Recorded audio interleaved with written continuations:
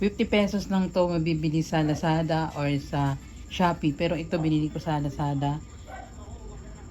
Ano siya, para siyang bintosa, pero hindi na kailangan ng apoy. Portable lang siya, ayan o, kahit saan na siya pwede dalhin, dahil napakaliit niya lang. I-fold mo lang ng ganyan. Dalawa lang binili ko, para lang masampulan kayo. Tapos, nakita nyo may marks dito, dahil kanina bago ko minasal, sinagyan ko na kung saan yung masakit niya. So, ganito lang gawin o. Diba, ganyan. Tapos, tiin mo lang ganyan. Yan. Nasak na yung pinakabalat niya hanggang ilalim. Dalawa ito. Lalagyan ko rin. Ayan. Sobrang tigas na yan siya guys. Oh. Tapos hayaan mo lang sila mga 15 minutes. Saka mo siya tanggalin.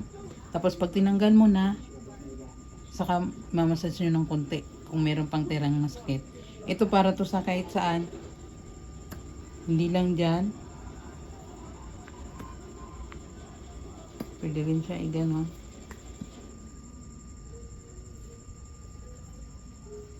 Okay, so pula na.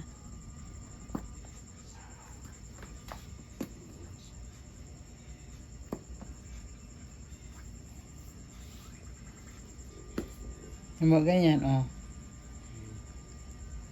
Grabe. Huh? Wow.